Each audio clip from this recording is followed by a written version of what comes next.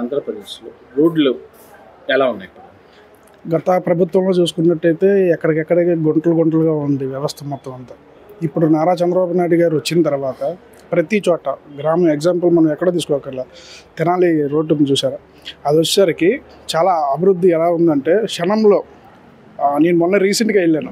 అంత గత ప్రభుత్వంలో వెళ్ళినప్పుడు వచ్చేసరికి కింద కారుకి బాడీకి కింద తగిలేసి చాలా ఇబ్బందులు పడి ఏంట్రా బాబు మనకి పరిస్థితి అనే దారుణమైన పరిస్థితుల్లో నుంచి చంద్రబాబు నాయుడు గారు ఎప్పుడైతే వచ్చారో ఆయన రాగానే రోడ్డు మరామతులు అన్నీ మొత్తం కూడా కంప్లీట్గా విజయవాడ నుంచి తెనాలి వరకు కంప్లీట్ రోడ్డు అనమాట వేసి అభివృద్ధి బాటలోకి తీసుకెళ్తాకి జస్ట్ ఇది ఒక ఎగ్జాంపుల్ అనమాట. అంటే వైసీపీలు అంటున్నారు ఈయన సంక్రాంతిలోపు రోడ్లు పూర్తి చేస్తున్నారు, అక్కడక్కడ ఇంకా అసలు రోడ్లే పూర్తి చేయలేదు, వర్షం వచ్చి ఎందుకు చేయలే? గత 5 సంవత్సరాల్లో కొడాలి నాని ఉన్నాడు. గుడివాడ ఎగ్జాంపుల్ తీసుకుందాం. కంకిపాడు దగ్గర నుంచి గుడివాడ రోడ్డు ఎలా ఉంది మీకు తెలియదా? మరి ఆ రోడ్డు అంతా ఇప్పుడు చంద్రబాబు నాయుడు గారు వచ్చిన తర్వాత ఇప్పుడు వేసారు. లాస్ట్ 5 ఏళ్లలో కనీసం అట్లీస్ట్ గుంటలు కూడా పొడవలేదు కదా కొడాలి నాని. ఏం చేశాడు? ఎమ్మెల్యే గుండా ఏం చేస్తున్నాడు కొడాలి నాని? అసలు ఏదో నోట్లో గుట్టగా వేసుకున్న వాళ్ళకి వచ్చి వీడిని వాళ్ళ ఇంట్లో వాళ్ళని వీళ్ళ ఇంట్లో వాళ్ళని తిట్టుకోవడం చెప్తే ఏముంది? అంటే ఇప్పుడు ఆంధ్రప్రదేశ్లో రోడ్లు సరిగ్గా లేవని వైసీపీలు మాట్లాడతారు. ఎక్కడ దాకా ఎందుకు సార్? మన 5 రూట్లో రండి. లాస్ట్ 5 మనం ఎక్కడ దాకా మనం విజయవాడలో మాట్లాడుకుందాం, సెంట్రల్ నియోజకవర్గంలో మాట్లాడుకుందాం. 5వ నెంబర్ రోడ్డు తార్ రోడ్డు ఉందో లేదో చూసుకుందాం. లాస్ట్ 5 ఏళ్లలో ఏముంది? ఎక్కడ తార్ రోడ్డు ఎక్కడ ఉంది? మొత్తం సిమెంట్ రోడ్డు, గుంటల రోడ్లు 5 ఏళ్లలో. మరి ఇప్పుడు చంద్రబాబు నాయుడు గారు వచ్చిన తర్వాత వేశారు కదా, రోడ్డు వేశారు కదా. అభివృద్ధి జస్ట్ ఎగ్జాంపుల్ ఎక్కడో అక్కర్లేదండి. అభివృద్ధి ఇక్కడ అంతకుముందు గుంటల్లో వెళ్ళి రోడ్డు మీద యాక్సిడెంట్లు అయి పడిపోయిన వాళ్ళు ఎంతమంది లేరు? ఇప్పుడు బాగానే ఉంది కదా. నిర్మాణం చేయటంపై యువతగా మీకు ఎలా అనిపిస్తుంది? నాకైతే చాలా ఆనందకరంగా ఉందండి. ఎందుకంటే ఇక్కడ నుంచి బెంగళూరు వెళ్ళటం, లేకపోతే చెన్నై వెళ్ళాలి, లేకపోతే హైదరాబాద్ వెళ్ళి ఇక్కడ ఉండి ఎంప్లాయీస్ అందరికీ కూడా అక్కడికి వెళ్తారు. అదేదో ఇక్కడ ఐటీ రంగం అంతా కూడా ఇక్కడ డెవలప్మెంట్ అయితే ఏపీ ముందు అభివృద్ధిలోకి వస్తుంది. లాస్ట్ గత 5 ఏళ్లలో 3 రాజధానులు అని చెప్పేసి అందరికీ చుక్కలు చూపించిన జగన్మోహన్ రెడ్డి గారికి కూడా ఇది మంచి సరైన గుణపాఠం కూడా అనమాట. అభివృద్ధి ఏంటనేది ఇప్పుడు చూస్తాడు చంద్రబాబు నాయుడు గారు చూపిస్తారు. అంటే ఒక ఇటుకు కూడా కట్టలేదు, అమరావతి పేరు చెప్పి 12 నెలలు అవుతుంది, ఇంకా ఒక ఇటుకు కూడా కట్టలేదు, అది ఇదని అమరావతిని కావాల్సిన వాళ్ళకి దారాదత్తం చేయడానికి అమరావతి నిర్మాణం చేపడుతున్నారు. ఇప్పుడు మనం విజయవాడ నుంచి గుంటూరు వెళ్ళే దారిలో ఎన్ని కన్స్ట్రక్షన్లు ఆగిపోయినాయి, ఎన్ని ఐటీ రంగం కంపెనీలు ఆగిపోయినాయి. నారా చంద్రబాబు నాయుడు గారు వచ్చిన సంవత్సరానికి అన్ని ఓపెనింగ్లకి రెడీగా ఉన్నాయి. ఇది చాలా సార్ బెస్ట్ ఎగ్జాంపుల్. ఎక్కడో వెళ్ళి తల్లిదండ్రులను వదిలేసి ఇక్కడ వదిలేసి మొత్తం అందరూ వెళ్ళి అక్కడ జాబులు చేసి తినక ఇబ్బంది పడుతున్న సాఫ్ట్వేర్ కంపెనీలు ఎంప్లాయ్మెంట్ కోసం ఇక్కడ వదిలేసి అటు వెళ్తున్నారు. వాళ్ళందరికీ ఇక్కడ అమరావతి ఇటు పక్కన వైజాగ్ చూసుకుంటే ఇటు పక్కన వైజాగ్లో వాళ్ళకి ఎంప్లాయ్మెంట్ దొరికిద్ది, తల్లిదండ్రులకి దగ్గరగా ఉంటారు, ఇంటి భోజనం తింటారు. అంటే ఇప్పుడు వైసీపీలు అంటున్నారు అంటే కంపెనీలు రానివ్వకోకుండా కొంచెం మంది వైసీపీలు. గన్నవరం దగ్గర HCL కంపెనీ ఎవరు తీసుకొచ్చారు? నారా లోకేష్ గారు తీసుకొచ్చారు. జగన్మోహన్ రెడ్డి, నేను ఆయనకి స్ట్రైట్గా ఒక క్వశ్చన్ వేస్తున్నా. జగన్మోహన్ రెడ్డి గారికి ఒక క్వశ్చన్ ఏంటంటే ఆయన లాస్ట్ 5 ఏళ్లలో ఎన్ని కంపెనీలు తీసుకొచ్చాడు? సాఫ్ట్వేర్ కంపెనీలు ఎన్ని తీసుకొచ్చాడు? ఆయన ఏం డెవలప్మెంట్ చేశాడు? అంటే వైసీపీలు అంటున్నారు వీళ్ళు టీకి ఇడ్లీకి కూడా రాని తక్కువ రేట్లకి భూములు కట్టబెడుతున్నారు వీళ్ళు, అది ఇది మాట్లాడుతున్నారు సార్. కంపెనీలు వచ్చేసరికి అభివృద్ధి మీకు మళ్ళీ చెప్తున్నాను, కంపెనీలు వచ్చేసరికి సాఫ్ట్వేర్ రంగంలో ఫ్రీగా భూములు ఇస్తున్నారు అంటే డెవలప్మెంట్ కోసం ఇవ్వచ్చు. అక్కడ జీవనోపాధి చాలామందికి ఎంప్లాయ్మెంట్ దొరికింది, కొన్ని వేల మందికి ఎంప్లాయ్మెంట్ దొరికింది. అక్కడ అమౌంట్ అనేది సర్క్యులేషన్ అయ్యి అక్కడ డెవలప్మెంట్ అయ్యిద్ది. ఎక్కడో వెళ్ళి మన పక్క రాష్ట్రాల్లో పనిచేస్తుంటే ఆ రాష్ట్రం బాగుపడిద్ది తప్పితే మనకి ఇక్కడ ఇది అవ్వదుగా. ఇక్కడ ఎప్పటికీ ఇలాగే ఉండిపోతున్నాంగా. అంటే ఆంధ్రప్రదేశ్ని డెవలప్ చేయకుండా వైసీపీ చూస్తుందంటారా? 100% అది 100%. అంటే కావాలంటే ఈ చంద్రబాబు నాయుడే కావాలని వాళ్ళకి కావాల్సిన వాళ్ళకి భూములు దారాదత్తం చేస్తున్నారు, డబ్బులు అన్ని ప్రజలకి వచ్చిన పథకాలు ఒక్కొక్క అమరావతికి మొత్తం డబ్బులు ఇస్తున్నారు. అలాగే ఎందుకు? రేపు అమ్మఒడి వేస్తున్నారు కదా, ఆల్రెడీ చెప్పారు, మీటింగ్లో చెప్పారు. ఆయన అన్న పనులన్నీ చేసుకుంటూ వస్తున్నారు. ఇప్పుడే సంవత్సరమే కదా అయ్యింది, వస్తుంది, కంగారు ఏముంది.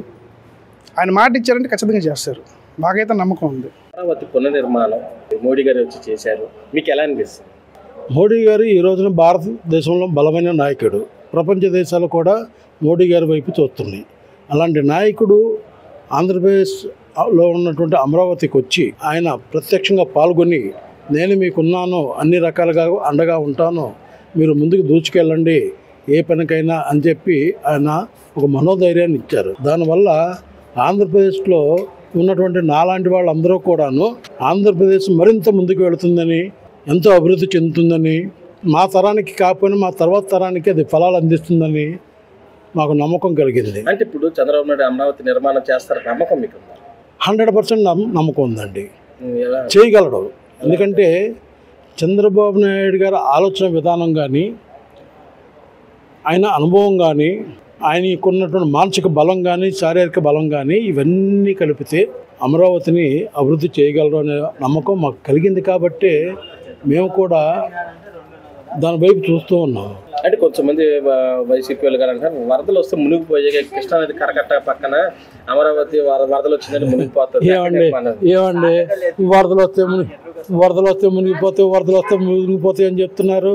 చెరువు కట్టలను తోలుకుపోయి ఆ మట్టి అంతా తీసుకెళ్ళి అమ్మేసుకుంది వాళ్ళు. ఆ చెరువు కట్ట ఇప్పుడు పూర్వకాలం చెరువు కట్టలు ఉండేయండి. నాకు తెలిసి విజయవాడలో కొన్ని కట్ట ప్రాంతాలు ఉండేవి, కరకట్ట ప్రాంతాలని. అవేంటంటే బ్యారేజీలు అవి లేని రోజుల్లో వరదలు వస్తే ఊర్లోకి రాకుండా కట్టలు ఉండేవి. ఆ కట్టలను కూడా తవ్వేసుకుని వాళ్ళు మట్టి వేసుకున్నారు. అంటే సార్ ఇప్పుడు అమరావతి నిర్మాణం చేయడం వల్ల ఉపాధి దొరికిద్దంట యువతకి? ఏమండి, నాకు తెలిసినంతవరకు ఒకప్పుడు హైదరాబాద్ వెళ్తే వీడు ఆంధ్రావాడు అనేవాళ్ళు. చంద్రబాబు నాయుడు గారి సారథ్యం వచ్చిన తర్వాత హైదరాబాద్లో ఆంధ్రావాడు లేడు, హైదరాబాదీ లేడు. మొత్తం ఒక ఆంధ్రప్రదేశ్లో ఉన్నటువంటి ప్రజలది అన్నట్లుగా హైదరాబాద్ ఆస్తి అన్నట్టుగా తయారు చేశారు. ఆ రోజున విజన్ 2020 అని చెప్పి ఆ రోజున చెప్తే చాలామంది హేళన చేశారు.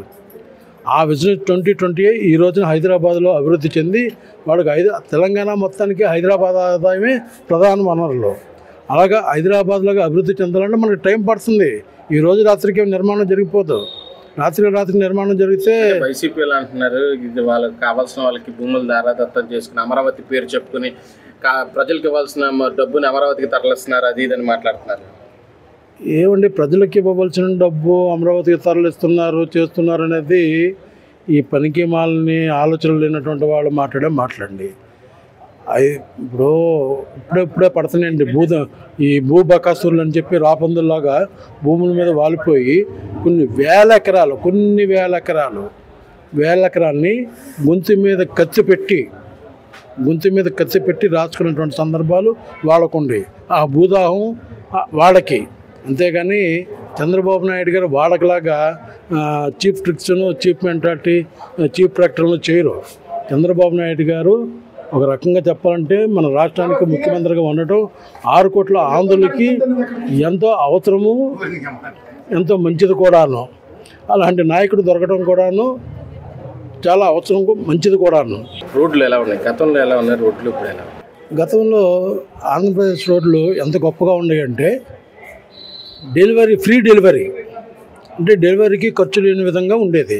అంటే ఒక 9 నెలలు నిండినటువంటి ఒక స్త్రీ రోడ్ల మీద ఒక ఆటోలో వెళుతుంటే హాస్పిటల్కి వెళ్ళక ముందే డెలివరీ అయిపోయేది. అంటే అంత కుదుపులతోటి ఉయ్యాల జంపాలలాగా ఊగుతూ సాగుతూ ఉండేవి రోడ్లు. ఇప్పుడు రోడ్లు గంటకి ఇంతకుముందు 30 కిలోమీటర్లు వెళ్ళేవాళ్ళం. ఇప్పుడు అదే గంటలో 100 కిలోమీటర్ల దూరం వెళ్ళగలుగుతున్నాం. అంటే ఇప్పుడు రోడ్లు సరిగ్గా లేవు, ఈ గవర్నమెంట్ వచ్చిన తర్వాత ఇంకా సరిగ్గా వేయలేదు, అది ఇదని మాట్లాడుతున్నారు. ఏమండి, కళ్ళు లేని కబోదులు 300 మంది మాట్లాడుతూ ఉంటారండి, పని పాట లేని వాళ్ళు. ఏమంటే ఎప్పుడైనా కానీ వాస్తవాలను ఒప్పుకోవాలి. వాస్తవాలను ఒప్పుకోకుండా ఏదో నోరు ఉంది కదా అని చెప్పి మాట్లాడితే ప్రజలు దాన్ని ఇంట్రెస్ట్గా చూస్తారో అని అనుకోవటం ఉట్టి మాట. కొంతమంది ఏం చేస్తున్నారంటే లైక్లు ఎక్కువ వచ్చినాయా లేవా, నాకు పెట్టారా లేదా అని చూసేవాళ్ళు ఎక్కువైపోయారు. వాళ్ళు అనుకుంటున్నారు చూసినంత మాత్రం నచ్చి చూడటం కాదు, ఏదో వచ్చిందో చూద్దాం టైంపాస్ కోసం బస్సులో కూర్చున్నవాడు, ట్రైన్లో కూర్చున్నవాడు, ఎవరి కోసం వెయిట్ చేస్తూ కూర్చున్నవాడు చూస్తూ ఉంటాడు. ఇవన్నీ చూడంగానే టిక్కు పడంగానే అబ్బో నన్ను చూశారు అని నాకు రేటింగ్ బాగుంది అనుకుంటాడు.